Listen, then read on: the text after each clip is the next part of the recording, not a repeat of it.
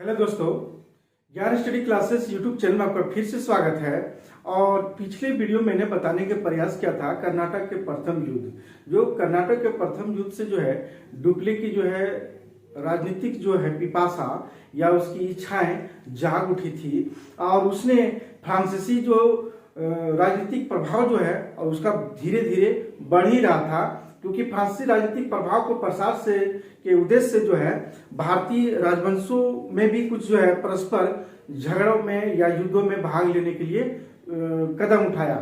तो आसफ जहां जिसने दक्कन में लगभग बहुत ही स्वायत्तपूर्ण अपनी पूरी तरह से राज बना लिया था और 21 मई 1748 ईस्वी को वह मृत्यु हो गया था। तो आइए हम देखते हैं कि आज जो है कि कर्नाटक आज द्वितीय युद्ध में कि इसमें कौन सा भूमिका निभाया।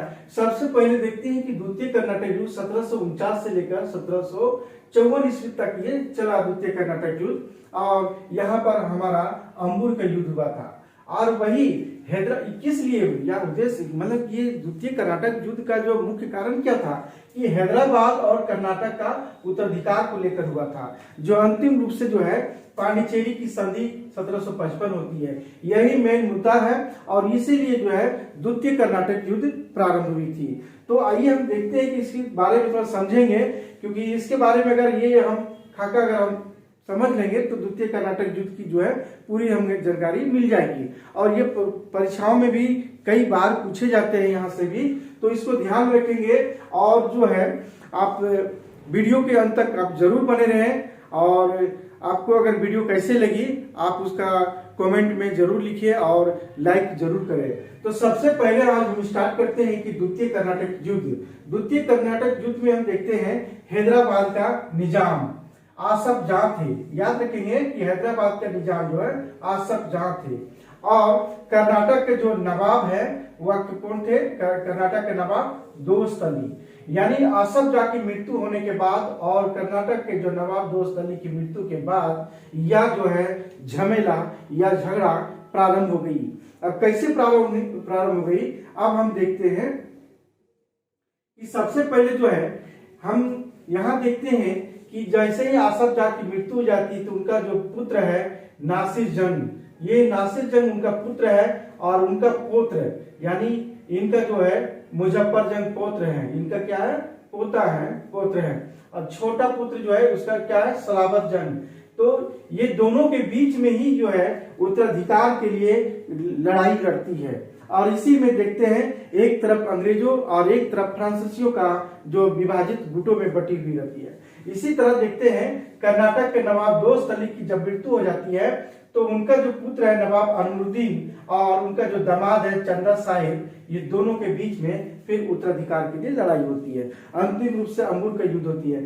तो सबसे पहले आप समझिए कि नासिर जंग और नवाब दोस्त अली के पौत्र मुजफ्फर जंग के बीच में झगड़ा होती है, यानी उसके बीच में उत्तराधिकार की लड़ाई शुरू हुई। और इस तरह से इन दोनों नासिर जंग और मुजफ्फर जंग के बीच में दोनों के बीच में लड़ाई होती है। और मुजफ्फर जंग जो है डुप्ले से जा मिलते हैं। मुजफ्फर जंग क्या होता है? ये हमारा डुप्ले से, यानी ये डुप्ले से जो है जाके मिल जाता है। उसी तरह इसी बीच कर्नाटक के नवाब अनवरुद्दीन, जो कर्नाटक के जो नवाब जो बनते हैं ये दोस्त अली के जो उनके पुत्र नवाब अनवरुद्दीन, तो इसी बीच में अनवरुद्दीन के बहुनई चंदा साहिब, यानी इनका जो बहुनई यानी इनका दामाद दोस्त अली के दामाद जो है चंदा साहिब भी अपनी महत्वाकांक्षा काफी बढ़ जाती है और ये भी जो है डुप्ले से जाकर मिल जाता है। यानी चंदा साहब और ये मुजफ्फर जंग यानी हैदराबाद का जो मुजफ्फर जंग और हमारा जो है कर्नाटक का जो है चंदा साहिब, ये दोनों जो है डुप्ले से जा मिलता है। तो ये समय हम देखते हैं कि इस समय जो लड़ाई होती है यह दोनों के बीच में बहुत ही घमासान होती है। आगे हम देखते हैं कि डुप्ले, चंदा साहिब और मुजफ्फर जंग ये तीनों ने मिल करके, यानी हमारा जो है मुजफ्फर जंग और डुप्ले और चंदा साहिब ये तीनों ने मिलकर 1749 ईस्वी में अंबुर का युद्ध हुआ, जिसमें अनवरुद्दीन जो है पराजित होकर इनकी हत्या कर दी गई। ध्यान से समझेंगे कि इन तीनों ने मुजफ्फर जंग, डुप्ले और चंदा साहब ने मिल करके अनवरुद्दीन की हत्या कर देती है। तो ये सबसे बड़ा चीज है कि यहाँ जैसे ही जो है हत्या कर दी जाती है, तो इस समय हम देखते हैं कि डुप्ले ने भी जो है अनिश्चित अवस्था से देखते हैं राजनीतिक लाभ उठाने के लिए सोचा था। मुजफ्फर जंग को जो है दक्कन का सूबेदारी दे दिया जाता है और चंदा साहब को कर्नाटक की सूबेदारी के लिए समर्थन के लिए बात सोचता है। लेकिन यहाँ कुछ ऐसी घटना घट गई कि अंग्रेजों को जो है नासिर जंग और अनवरुद्दीन के साथ जो है साथ देना पड़ा। ये हमारा जो है अंग्रेजों का भी साथ देना पड़ा था। आगे हम देखते हैं कि कर्नाटक में जो चंदा साहब और नवाब जो बन जाते हैं, कर्नाटक में क्या है, चंदा साहब ये क्या बनते हैं, नवाब बन जाते हैं और अनवरुद्दीन के पुत्र मोहम्मद अली क्या है, भाग करके तिरुचिरापल्ली चला जाता है।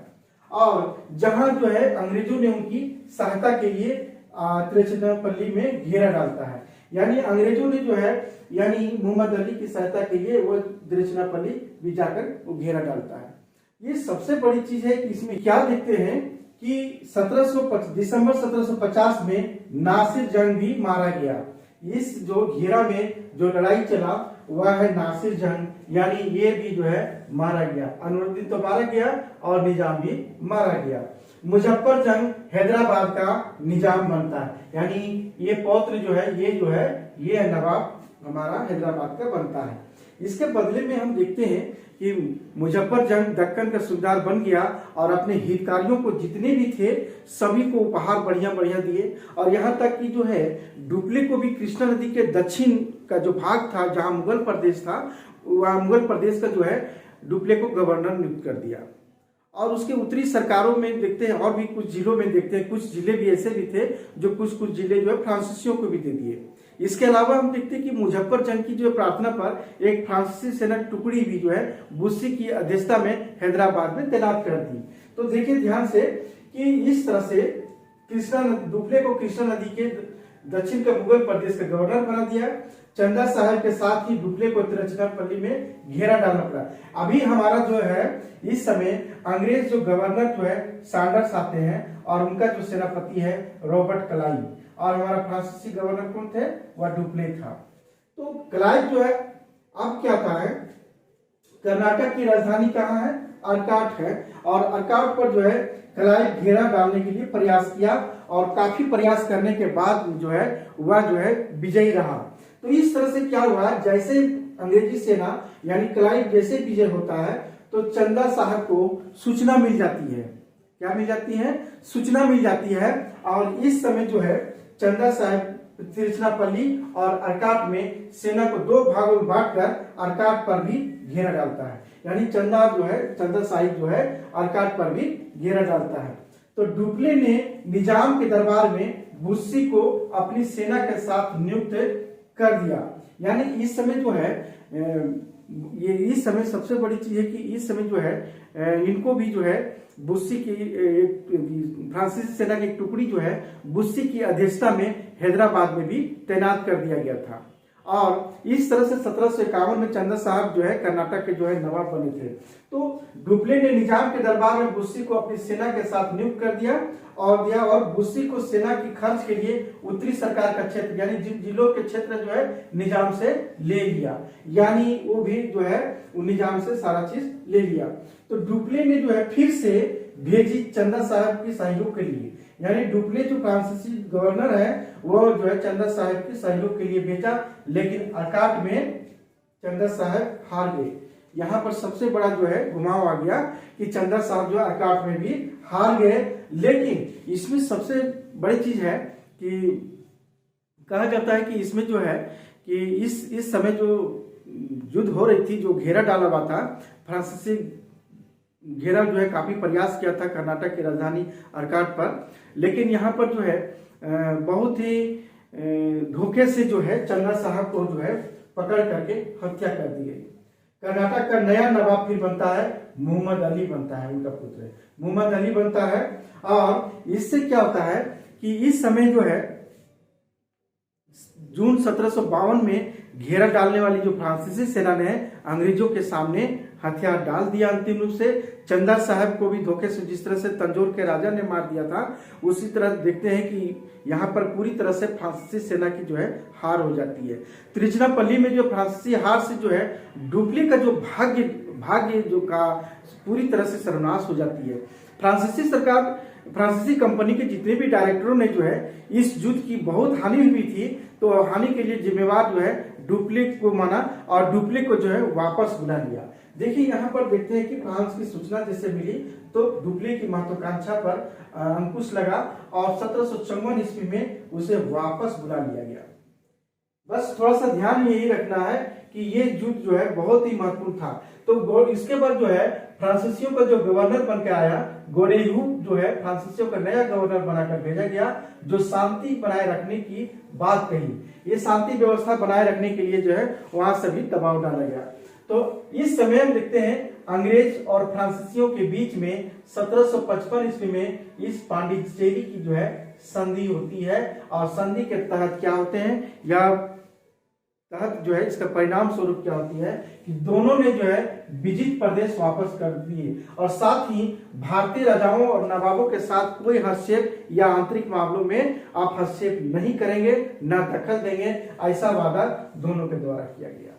तो सबसे पहली बात है कि यहीं पर जो है हैदराबाद और कर्नाटक यही उत्तराधिकार को युद्ध को लेकर ये द्वितीय कर्नाटक युद्ध हुई थी, यही आप जाने। और इसी को उत्तराधिकार के लिए नासिर जंग और उनके जो पौत्र है मुजफ्फर जंग के बीच में हुआ और कर्नाटक के जो नवाब है दोस्त अली के जो पुत्र है अनवरुद्दीन और उनके जो दोस्त अली के दामाद है चंदा साहब, यही दोनों के बीच में यह जो है युद्ध हुई थी और इसी को द्वितीय कर्नाटक के युद्ध के नाम से जाना जाता है।